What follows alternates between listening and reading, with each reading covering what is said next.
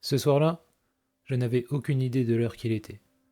J'étais dans mon salon, sur mon ordinateur, en train de retravailler une histoire d'horreur, une de plus. Je déplaçais des phrases, j'en supprimais, j'en rajoutais. Ce travail un peu hypnotique où on ne voit pas le temps passer. La pièce était surtout éclairée par l'écran. Le reste de la maison était plongé dans une pénombre douce.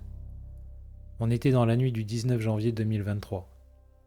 Dehors il faisait froid, je le voyais à la légère buée sur les vitres. J'habitais dans une petite maison, dans une rue calme. En face, de l'autre côté de la route, il y avait une autre maison. C'est là qu'elle habitait, ma voisine. Je la connaissais de vue depuis des années, mais en réalité, je ne la connaissais pas vraiment. On ne s'était presque jamais parlé, juste les politesses d'usage. Un bonjour, parfois un sourire, jamais plus. Elle n'était jamais entrée chez moi. Elle n'avait jamais sonné chez moi. C'est important de le dire. Ce n'était pas une voisine proche, c'était presque une inconnue. Elle devait avoir autour des 90 ans. Une toute petite femme, d'habitude très droite, très digne, le genre de personne qui donne l'impression d'être faite dans un bois ancien, dur, qui refuse de plier. Ce soir-là, j'étais seul, comme souvent. Je tapais encore quelques phrases quand la sonnette a retenti. Sur le moment, je n'ai pas bougé. Pas parce que j'avais peur, juste parce que ça n'avait aucun sens. Personne ne venait chez moi à cette heure-là, et encore moins elle. Je me suis dit que quelqu'un s'était trompé de maison ou que j'avais mal entendu. Puis la sonnette a retenti une deuxième fois. Là, je me suis levé. Je me suis approché de la porte d'entrée. Elle avait une partie vitrée. Pas complètement transparente, mais assez pour distinguer une silhouette quand quelqu'un était devant. J'ai regardé et je l'ai reconnue tout de suite. C'était elle. Elle était immobile sur le pas de la porte. Pas dans une posture normale d'attente, plutôt comme quelqu'un qui hésite ou qui ne sait plus très bien ce qu'il fait là.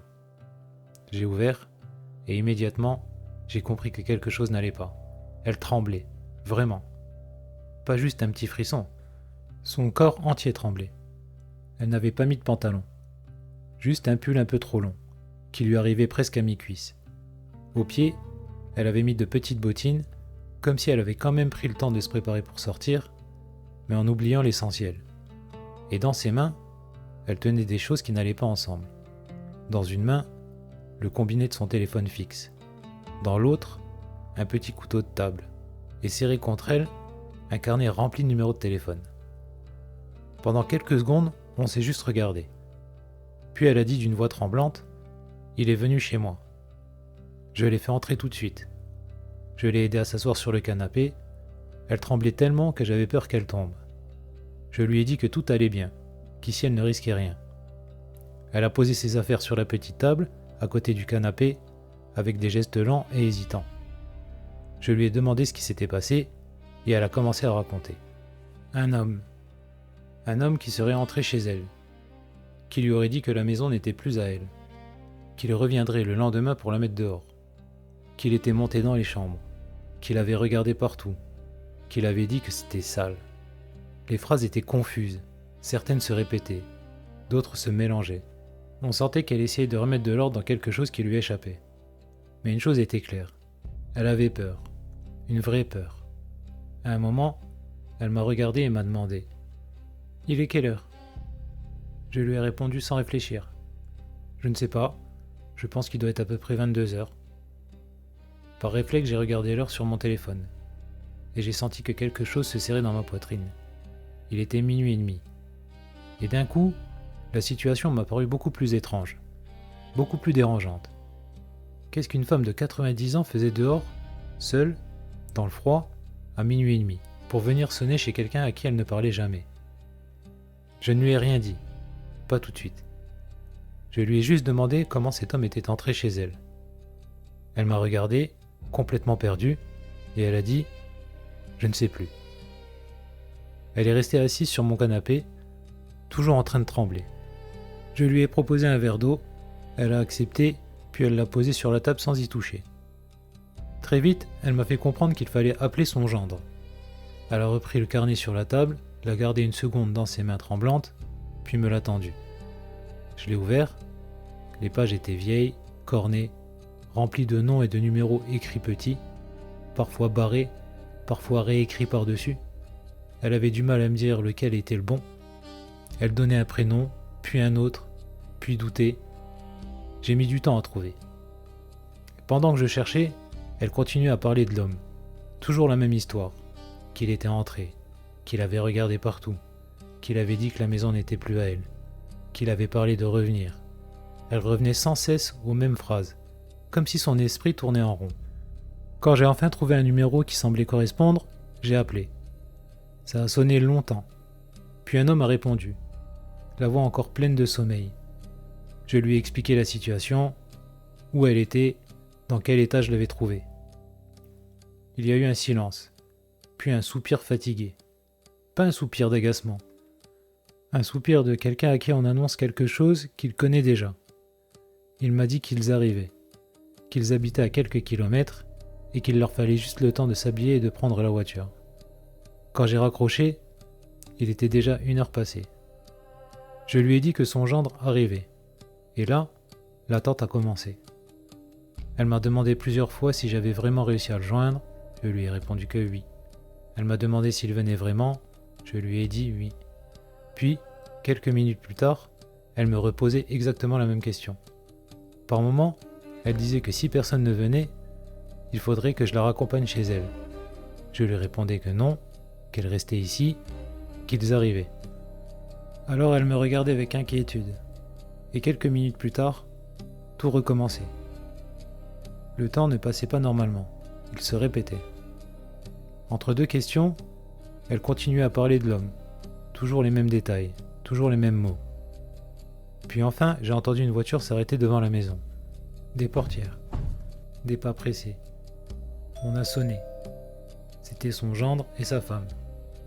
Ils avaient l'air fatigués, inquiets, mais pas vraiment surpris. Ils se sont occupés d'elle tout de suite. Ils lui ont parlé doucement, ils se sont excusés auprès de moi, et ils m'ont expliqué. Ils m'ont parlé de ses problèmes de mémoire, du fait que ça empirait, qu'elle mélangeait les choses, qu'elle pouvait être très convaincante quand elle racontait quelque chose qui n'avait pas vraiment eu lieu. Ils ont dit le mot Alzheimer. Ils m'ont aussi expliqué qu'elle était sur liste d'attente pour entrer en EHPAD, qu'il n'y avait pas encore de place, et que, pour l'instant, il n'y avait pas d'autre choix que de la laisser seule chez elle, même si ça devenait de plus en plus compliqué. Ils l'ont aidée à se lever. Ils ont récupéré ses affaires. Avant de partir, elle s'est retournée vers moi. Elle m'a regardé longtemps et elle a dit « Faites attention ». Ils sont partis avec elle. La porte s'est refermée. La maison est redevenue silencieuse. Je suis resté un moment sans bouger, puis je me suis dit que c'était fini, que ce n'était qu'une vieille dame malade et que cette nuit étrange s'arrêtait là. Après cette nuit-là, la vie a repris. Je l'ai encore aperçue 1 ou 2 fois dans les jours qui ont suivi, devant sa maison ou en train de rentrer. Elle avait l'air fatiguée, mais rien de plus que d'habitude. Et puis, petit à petit, je ne l'ai plus vue du tout. Sur le moment, ça ne m'a pas frappé. Ce n'était pas une personne avec qui j'avais des habitudes. On se disait juste bonjour quand on se croisait, rien de plus. Alors son absence ne laissait pas vraiment de vide. Quelques semaines plus tard, j'ai commencé à remarquer autre chose. Les volets de sa maison étaient toujours fermés. Au début, je ne me suis pas posé de questions. Puis je me suis rendu compte qu'ils restaient fermés toute la journée, tous les jours. Je me suis dit qu'ils avaient peut-être enfin trouvé une place en EHPAD pour elle, qu'elle était partie, ou qu'elle ne vivait plus vraiment là. Ça m'a paru logique. Les semaines ont passé, puis les mois. La maison est devenue complètement noire. Plus de lumière le soir, plus aucun signe de vie, rien. Une maison éteinte. Et puis, un soir, en rentrant chez moi, j'ai vu que la lumière du porche était allumée. Sur le moment, ça ne m'a rien fait. Vraiment. Je crois que mon cerveau a classé ça dans la catégorie des choses normales. Quelqu'un de la famille, peut-être. Un passage rapide. Une vérification. Le lendemain soir, elle était éteinte. Le soir d'après, elle était rallumée. Les volets, eux, n'avaient pas bougé. Toujours fermés. Comme s'ils ne devaient plus jamais s'ouvrir. C'est là que j'ai commencé à trouver ça un peu bizarre. Pas inquiétant, pas encore, juste bizarre. Une maison qui reste fermée pendant des mois, mais dont la lumière du porche s'allume parfois. Je me suis dit que quelqu'un passait de temps en temps. le gendre ou quelqu'un d'autre, qu'il n'y avait rien à en tirer. Et puis, un soir, on a sonné chez moi. J'étais, comme souvent sur mon ordinateur, en train de travailler sur mes histoires, concentré un peu ailleurs. Je n'avais aucune idée de l'heure qu'il était. Quand la sonnette a retenti, je n'ai pas tout de suite réagi. Puis, presque aussitôt, j'ai réalisé qu'il devait être tard. Pas vraiment conscient, mais une intuition. Comme si mon corps savait avant ma tête. J'ai regardé l'heure, minuit. Et là, j'ai senti un petit frisson me traverser. Parce que d'un coup, ça m'a rappelé la toute première fois. La nuit où elle était arrivée en panique. La nuit où je m'étais rendu compte qu'il était minuit et demi. C'est la seule autre fois où quelqu'un avait sonné chez moi aussi tard. Je me suis demandé qui pouvait bien être là. Et, très naturellement, je me suis dit, ce n'est pas elle. Dans ma tête, elle était partie depuis longtemps. Ça faisait des mois que je ne voyais plus un volet ouvert chez elle. Plus de lumière, plus rien. Je suis resté quelques secondes sans bouger. La sonnette a retenti une deuxième fois, alors je me suis levé. Je me suis approché de la porte et j'ai regardé à travers la partie vitrée. Et je l'ai vue. C'était elle, ma voisine d'en face. Je suis resté figé, parce que ça n'avait aucun sens. Ça faisait des mois que sa maison avait l'air vide. Des mois que, pour moi, elle n'était plus là. Et pourtant, elle était debout devant ma porte. Elle était habillée exactement comme la première nuit. Le même pull trop long, toujours pas de pantalon. Mais cette fois, elle n'avait rien dans les mains. Ni carnet, ni téléphone, ni couteau. Et elle avait l'air paniquée. Je suis resté une seconde sans savoir quoi faire. Puis j'ai ouvert. Je l'ai fait entrer. Elle était agitée. Pas comme la première nuit, mais vraiment inquiète. Elle respirait vite, comme la dernière fois. Et à chaque respiration, une légère buée sortait de sa bouche, comme si elle avait très froid. Elle m'a reparlé de l'homme, celui qui était venu chez elle, celui qui lui avait dit que la maison n'était plus à elle, celui qui avait promis de revenir. Je lui ai demandé pourquoi elle était venue chez moi. Elle m'a dit qu'elle avait eu peur. Peur qu'il revienne. Peur d'être seule chez elle. Et puis au bout de quelques minutes, elle s'est un peu calmée. Elle a regardé autour d'elle, comme si elle reprenait ses esprits. Elle m'a dit qu'elle pensait qu'il était parti maintenant. Qu'il ne reviendrait probablement pas cette nuit. Et c'est là qu'elle m'a dit qu'elle voulait rentrer chez elle. Je lui ai proposé d'appeler son gendre, ou une ambulance, ou quelqu'un. Elle a refusé. Elle a dit que ce n'était pas la peine, qu'il ne viendrait pas, qu'elle voulait juste rentrer chez elle. Alors je l'ai raccompagnée. Dehors, tout était noir. Sa maison aussi. Le porche n'était pas allumé. Arrivée devant son portail, elle s'est arrêtée. Je lui ai demandé si elle était sûre, si elle ne voulait pas que je l'accompagne jusqu'à la maison, ou que j'aille jeter un œil à l'intérieur, juste pour vérifier que tout allait bien. Elle a secoué la tête.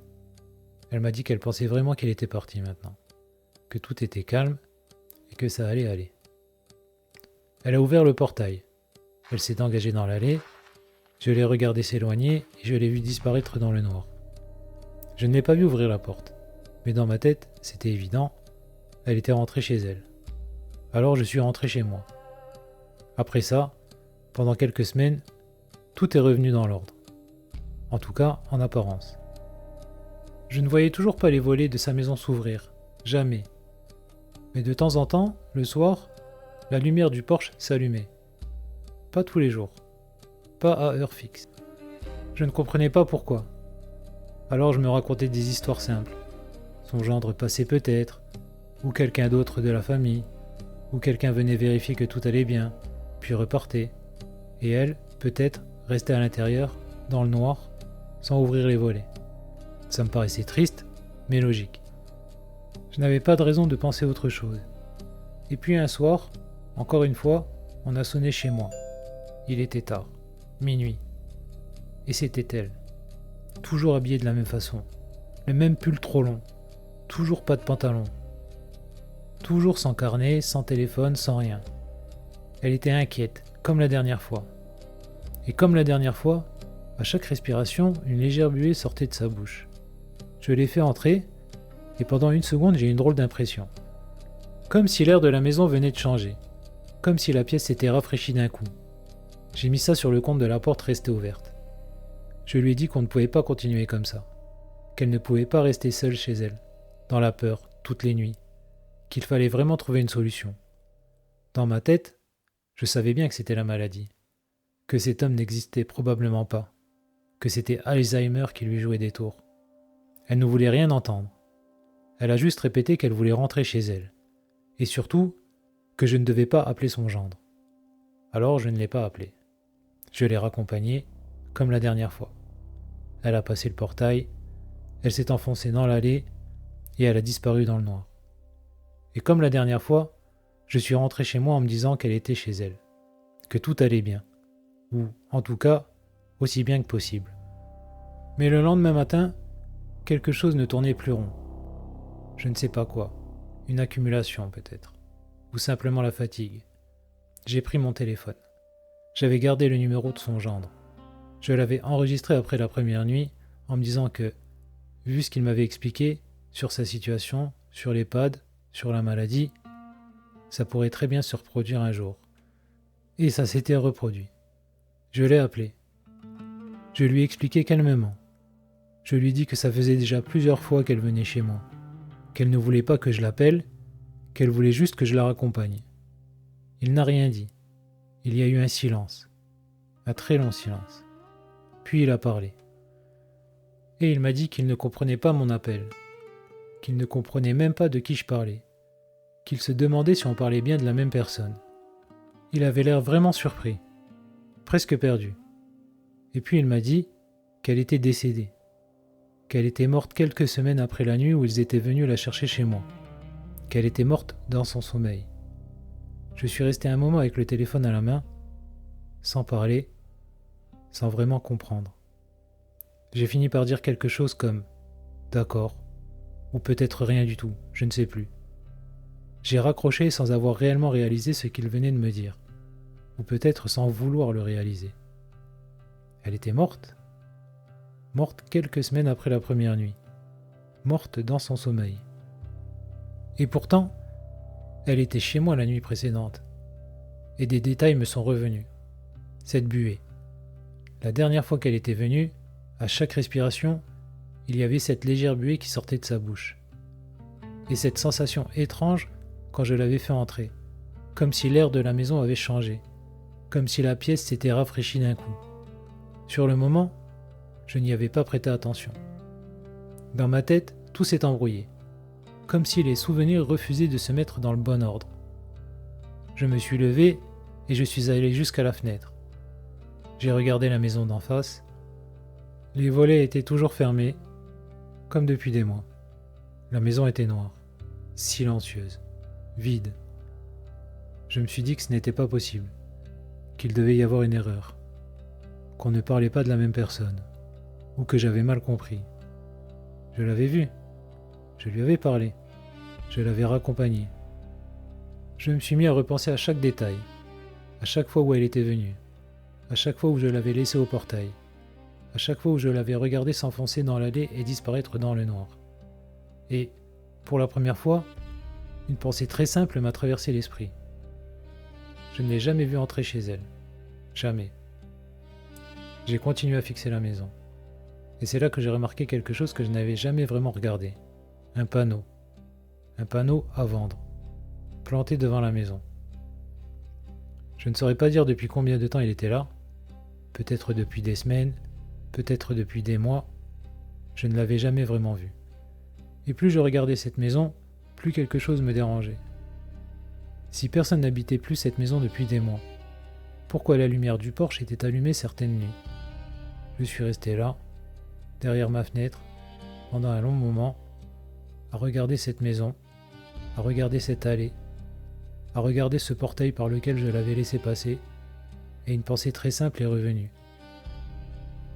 Si elle était morte, qui avais-je raccompagné ces nuits-là? Puis une autre pensée, encore plus inconfortable, s'est imposée. Ça s'était déjà produit 2 fois, en quelques semaines. Et si ce n'était pas fini? Et si un soir, elle revenait encore sonner chez moi?